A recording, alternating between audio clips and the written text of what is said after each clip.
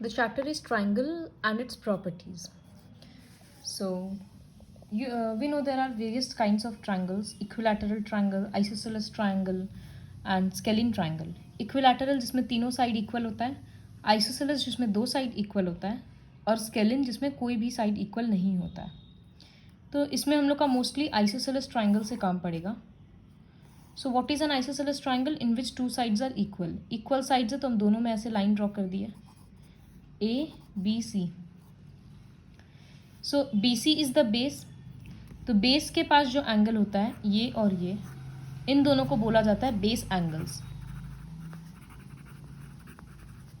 और बेस के ठीक अपोजिट में जो एंगल होता है इसको बोला जाता है वर्टिकल एंगल. ये टर्म्स याद रखना है क्योंकि वर्कशीट में हर जगह ऐसे ही यूज़ हुआ है, वर्टिकल एंगल, बेस एंगल्स. तो कन्फ्यूजन नहीं क्रिएट करना है. बेस एंगल्स मतलब जो बेस में है, वर्टिकल एंगल जो बेस के अपोजिट वाला एंगल होता है. ये एक कंसेप्ट था. दूसरा ये पता है कि अगर कोई साइड इक्वल होता है, जैसे ये साइड और ये साइड इक्वल है, तो इस साइड के अपोजिट में एंगल कौन सा है, ये वाला, और इस साइड के अपोजिट में एंगल है ये वाला. तो when sides are equal, then angles opposite to the sides are also equal. तो उसी तरह से यहाँ AB और AC इक्वल है, AB इक्वल्स टू AC, तो विच इम्प्लाइज AB के अपोजिट में कौन सा एंगल है, एंगल C, और AC के अपोजिट में कौन सा एंगल है, एंगल B. तो एंगल्स भी इक्वल होता है. फिर इसका वाइस वर्सा भी है. अगर किसी ट्रायंगल में suppose B A C, A B और A C, sorry angles equal करना है. एंगल बी और एंगल सी इक्वल है, angle B equals to angle C given है. तो बी के अपोजिट में ए सी और सी के अपोजिट में ए बी इक्वल होगा. So when sides are equal, two sides of a triangle are equal, then the angles opposite to the sides are also equal. And when two angles are equal, then the sides opposite to these angles are also equal. Now another concept is for exterior angle. So this is a triangle जिसमें ये exterior angle है. So this is a triangle ABC और यहाँ तक है D. तो ये exterior angle, angle ACD equals to क्या होगा, ये पहले क्लास में पढ़ा हुआ है. One exterior angle is equals to sum of two opposite interior angle. तो इंटीरियर एंगल्स तो ये तीन है, लेकिन ये वाला इंटीरियर एंगल तो इसके पास में हो गया है ना, एडजेसेंट है, तो इसको नहीं कंसिडर करेंगे. अपोजिट इंटीरियर मतलब दिस एंड दिस, जो अंदर में है और अपोजिट साइड में है. तो angle A C D equals to angle A plus angle B. ये एक फॉर्मूला होगा. One exterior angle is equals to sum of two opposite interior angles. इसी तरह से अगर यहाँ पर एक्सटीरियर एंगल है तो ये किन दोनों का सम के इक्वल होता, इस एंगल के और इस एंगल के सम से इक्वल होता, क्योंकि ये तो पास में हो जा रहा है तो अपोजिट साइड में लेना होगा. तो इस कंसेप्ट से हम लोग फर्स्ट वर्कशीट स्टार्ट करेंगे. See, in the first worksheet this is the figure given, A B C X Y Z लिख दिया गया है. You have to complete the statements. So लिखा है एंगल बी ए वाई.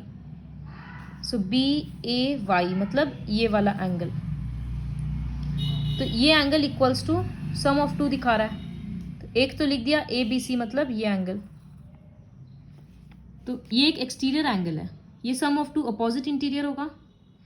तो इंटीरियर में opposite में कौन सा एंगल है, ये और ये, तो इन दोनों का ही सम होगा. अब इस एंगल को नाम कैसे देंगे, जो अल्फाबेट है उसको तो बीच में लिखना है, तो A C B. So you will write angle A C B. अब दूसरा क्वेश्चन है एंगल सी बी जेड. तो सी बी जेड ये एंगल है बाहर वाला. सो ये किसका इक्वल होगा, this will be equals to sum of two opposite interiors. So इसके लिए इंटीरियर में अपोजिट, ये तो पास में हो जा रहा है, तो ये दोनों एंगल है. तो नाम क्या देंगे, इसको बी ए सी और इसको ए सी बी. तो here I am writing B A C and A C B.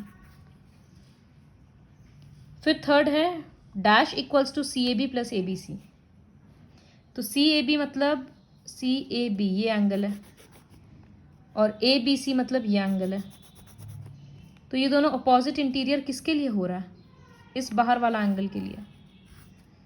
तो ये दोनों का सम किससे इक्वल होगा? Angle A C X. So I am writing A C X. Now question 2, in the given figure, ये figure है, find angle Y R Q. Y R Q मतलब ये वाला एंगल। तो ये तो पता है एक्सटीरियर एंगल है, सम ऑफ टू अपोजिट इंटीरियर होगा, तो वो तो मिल गया 130 डिग्री, एक ही लाइन में मिल गया। लेकिन इस तरह का हर क्वेश्चन में स्टेटमेंट थोड़ा ज़्यादा लिखना पड़ेगा, तो उसको लिख के कैसे करेंगे हम कुछ कुछ क्वेश्चंस में दिखा देते हैं। I am not drawing the figure but you'll have to draw the figure here. So पहले तो थियोरम लिख देते हैं कि किस लॉजिक से हो रहा है। So we know that exterior angle of a triangle is equal to the sum of two opposite interior angles. Therefore, ये हैंडराइटिंग ऑब्वियसली समझ नहीं आएगा तो वो थियोरम यहाँ भी लिखा हुआ है। Therefore, angle Y R Q equals to, Y R Q इन दोनों का सम है, इसका नाम होगा R P Q. So angle R P Q plus angle P Q R. So यहाँ होगा 60 प्लस 70 130 डिग्री। हर में रीजन लिखना बहुत ज़रूरी है। सेकेंड क्वेश्चन है कि पी आर क्यू कितना होगा। सो पी आर क्यू को निकालने का दो तरीका है। जब ये 130 हो गया तो हम लोग को पता है ये तो स्ट्रेट लाइन बन रहा है। स्ट्रेट लाइन मतलब लीनियर पेयर, 180 है दोनों का सम। तो ये वाला कितना होगा? 180 माइनस 130, 50 डिग्री। तो लिख सकते हैं कि angle Y R Q plus angle P R Q equals to 180। Reason linear pair. सब में रीजन लिखना बहुत ज़रूरी है। तो वाई आर क्यू के बदले 130 प्लस पी आर क्यू। अब ये 130 उधर जाकर सब्ट्रैक्ट हो जाएगा तो P R Q equals to 50 degree. इसको हम लोग दूसरे तरीका से भी निकाल सकते थे। हम लोग लिखते हैं angle P plus Q plus P R Q equals to 180 degree. जो तीन एंगल होता है ट्राइंगल का 180, वो सम के बेसिस पे भी हम लोग कर सकते थे। Now question number 3, one of the exterior angles of triangle ABC measures 150 degree. If one of the interior opposite angle is 75, find the other opposite interior angle. Which type of triangle is this? So एक exterior angle बोला तो इसको छोड़ दिए, तो ये triangle है ABC और यहाँ D दे देते हैं। So exterior angle का measurement है 150 डिग्री। फिर बोला है one interior opposite angle। Interior opposite मतलब अंदर में अपोजिट साइड में, तो सपोज इसको दे देते हैं 75 है। तो find the other opposite interior angle, मतलब अब एंगल बी को निकालना है। फिर बोलना है किस तरह का ट्राइंगल है। तो one exterior angle equals to sum of two opposite interior angle, वही लॉजिक होगा। फिर भी बार बार लिखना पड़ेगा कि we know that one exterior angle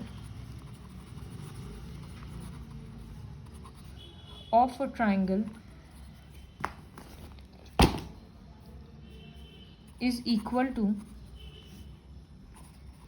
sum of two opposite interior angles। तो हम क्या लिख सकते हैं कि which implies angle BCD equals to this plus this। यहाँ तो कोई और एंगल है नहीं तो हम A प्लस बी डायरेक्टली लिख देते हैं।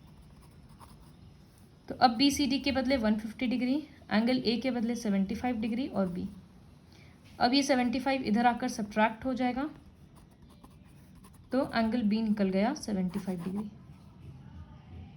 तो अब पूछा जा रहा है कि which type of triangle is this. तो since angle A equals to angle B, तो विच इम्प्लाइज ए के अपोजिट में कौन सा साइड है, B C, equals to B के अपोजिट में कौन सा साइड है, A C.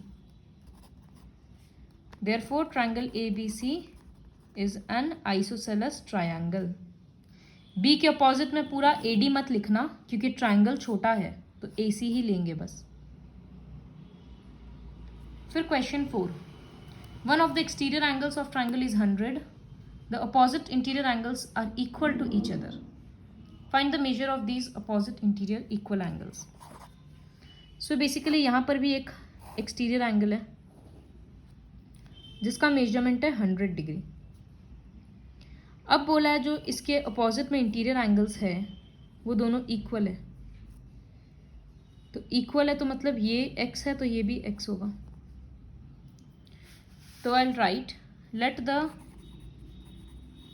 Equal opposite interior angles be x।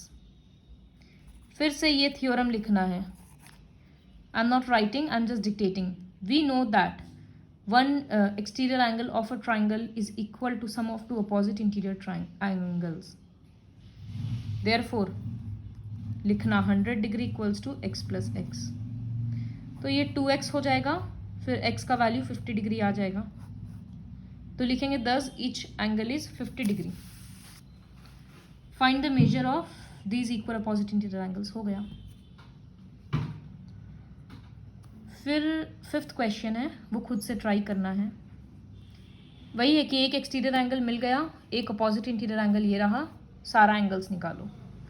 तो अब एक जब इस तरह का क्वेश्चन है, यहाँ पर 105 है और यहाँ 75 है, तो दोनों को प्रॉपरली इस तरह से लिख के जब माइनस करेंगे, सब्ट्रैक्ट करेंगे, तो ये एंगल निकल जाएगा।